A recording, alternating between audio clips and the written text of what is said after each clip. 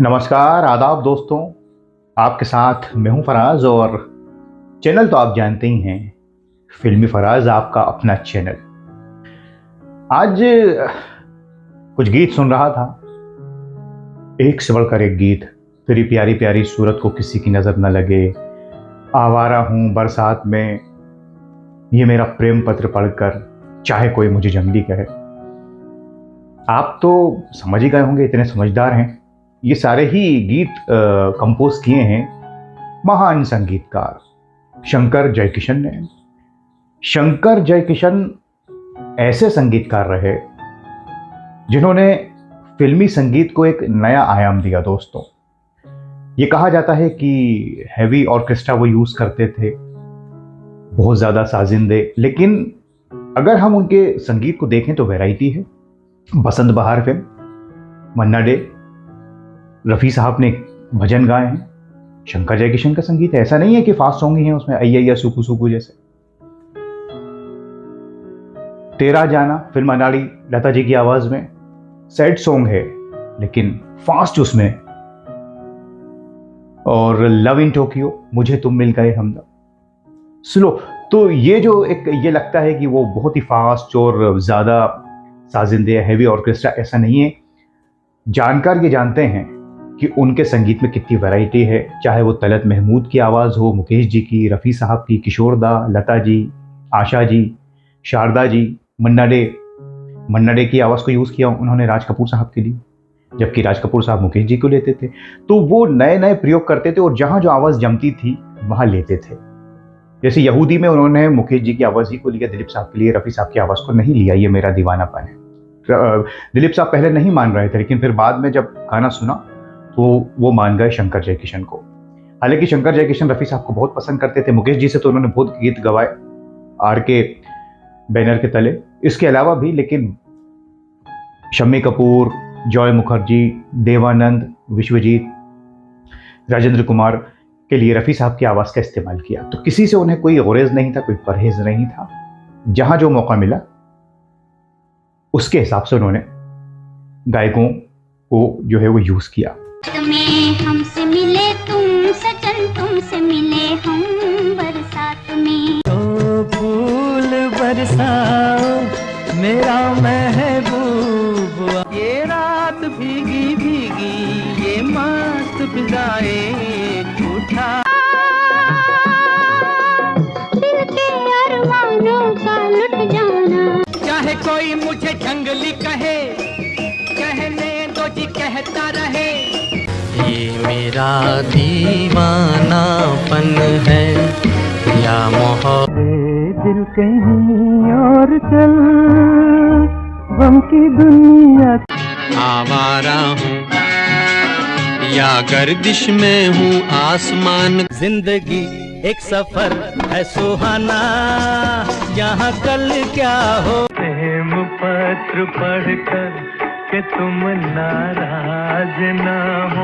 जोड़ी थी उनकी शैलेंद्र जी और हसरत जी के साथ, ये हम जानते हैं। फिर बाद में शैलेंद्र जी नहीं रहे और फिर जयकिशन भी नहीं रहे। किस तरह से शंकर जयकिशन मिले और फिर संगीत दिया, बरसात से राज कपूर ने मौका दिया, बहुत सी बातें आती हैं। ये भी गलतफहमी है कि वो अलग अलग संगीत रचने लगे थे जब डिस्प्यूट हो गया था शारदा जी को लेकर, या ये मेरा प्रेम पत्र गीत जब बता दिया था जयकिशन साहब ने एक मैगजीन को कि इसे मैंने कंपोज किया। हालांकि ऐसा नहीं है, बहुत से जानकार ये बताते हैं कि वो शुरू ही से अलग धुन तैयार किया करते थे। जयकिशन हसरत जयपुरी साहब के साथ और शंकर जी शैलेंद्र जी के साथ। बाद में फिर बातें आती गई, ऐसा नहीं है। और ड्रिंक किया करते थे जयकिशन साहब, शौकिया। बहुत से लोग ये भी मानते हैं कि शंकर जी के साथ डिस्प्यूट के बाद हैवी ड्रिंक करने लगे, ऐसा भी आता है। हालांकि इसमें सच्चाई भी है, क्योंकि फिर वो बहुत दिनों जिंदा नहीं रहे जयकिशन साहब, लेकिन शंकर जी ने उन्हें आखिरी सांस तक याद किया। हालांकि जब ये जोड़ी टूट गई तो फिर शंकर जी ने सन्यासी जैसी फिल्में की जो कामयाब रहीं, लेकिन फिर वो धार नजर नहीं आई। लेकिन 40s के एंड में, 50s, 60s, 70s के स्टार्टिंग में धूम थी शंकर जयकिशन की। और मुझे ये लगता है कि वो एक नंबर पर ही रहे जब तक जयकिशन साहब जिंदा थे। और उनके संगीत के बारे में हम जानते हैं और हमसे ज़्यादा आप जानते हैं। जय किशन जी और शंकर जी के डिस्प्यूट को लेकर अक्सर बातें लोग करते हैं, जो वो एक बहुत बाद में हुआ और उसमें बहुत हद तक सच्चाई नहीं भी है, और हो भी तो इन दोनों को इनके संगीत के लिए याद किया जाता है। लेकिन दोस्तों, आज हम आपको एक ऐसी बात बता रहे हैं, जब दोस्त शंकर ने जय किशन की मदद की थी, कई बार की, जय किशन साहब ने भी की शंकर जी की, लेकिन शंकर जी ने जय किशन को जिंदगी का सबसे खूबसूरत तोहफा दिया। जी हाँ, क्या है वो बात, अब आप जानिए। तो साहब, जय किशन साहब एक खूबसूरत लड़की से मोहब्बत करते थे, पल्लवी मारीवाल। बहुत पैसे वाली थी, बिजनेस फैमिली से आती थी, बड़ी खूबसूरत। और जय किशन भी खूबसूरत थे, आपने फोटोग्राफ देखे होंगे, हसीन थे। लोग तो उन्हें हीरो समझते थे। कई बार वो पार्टीज में जाते थे तो लोग हीरो की जगह उनको पकड़ते और कहते ऑटोग्राफ दीजिए। और वो हीरो इसलिए भी थे कि टॉप क्लास के संगीतकार शंकर जय किशन। तो ऐसे ही जय किशन साहब की पल्लवी जी से मुलाकात हो गई और मुलाकात फिर इश्क में बदल गई। हालांकि पल्लवी जी काफ़ी छोटी थी जय किशन जी से, और उनके घर वाले नहीं चाहते थे कि जय किशन जी से शादी हो पल्लवी की। एक तो वो बिजनेस क्लास से आती थी और ये फिल्मों में थे, तो फिल्मों वालों को बहुत बात तक भी अच्छा नहीं माना जाता था, और फिर एज डिफरेंस था। क्या करें, अब शादी तो करनी थी। दोनों मोहब्बत में गिरफ्तार हो चुके थे, मिलते थे रेस्टोरेंट्स में, गैलोड रेस्टोरेंट इधर उधर, जहाँ जय किशन जी अक्सर जाया करते थे। अब साहब, जब कोई सूरत नजर नहीं आई तो 1963 में करीबी दोस्तों में, जिसमें शम्मी कपूर भी जय किशन के बड़े गहरे दोस्त रहे, शंकर साहब ने यह फैसला लिया कि जय किशन की शादी की जाए, और आगे बढ़कर जय किशन की शादी पल्लवी से करा दी। और इस शादी के फोटोग्राफ्स मौजूद हैं, आप देख सकते हैं कि कन्यादान किसी और ने नहीं किया, शंकर जी ने किया पल्लवी जी का।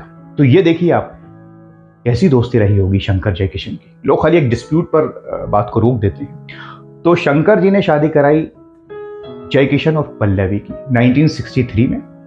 हालांकि उसके बाद फिर डिस्प्यूट्स वगैरह की खबरें आने लगी, लेकिन ये शादी ज़्यादा दिन तक इसलिए नहीं चल पाई क्योंकि जय किशन 1971 में इस दुनिया से चले गए। बहुत ज़्यादा ड्रिंक करते थे। फिर कई बातें आती हैं कि शंकर साहब की वजह से चले गए, वो मैं आप पर छोड़ता हूँ। लेकिन सच्चाई है कि शंकर ने अपने दोस्त जय किशन की मदद की थी और ज़िंदगी का सबसे खूबसूरत तोहफा दिया था, और गीत और संगीत तो चल ही रहे थे साथ साथ। यहाँ तक कि जब शम्मी कपूर ने भी एक पार्टी दी थी, जब जय किशन की शादी हुई थी 63 में, और फिर बाद में जय किशन ने, जब शम्मी कपूर जी की दूसरी शादी हुई थी नीला देवी से, तो फिर पार्टी दी थी इस खुशी में। इनकी तो खैर बहुत गहरी दोस्ती थी, आप अंदाज़ा लगा सकते हैं कि शम्मी कपूर की फिल्मों के लिए जय किशन ने दिल खोलकर कंपोजिशंस तैयार की, चाहे वो जंगली हो, ब्रह्मचारी हो, जानवर हो।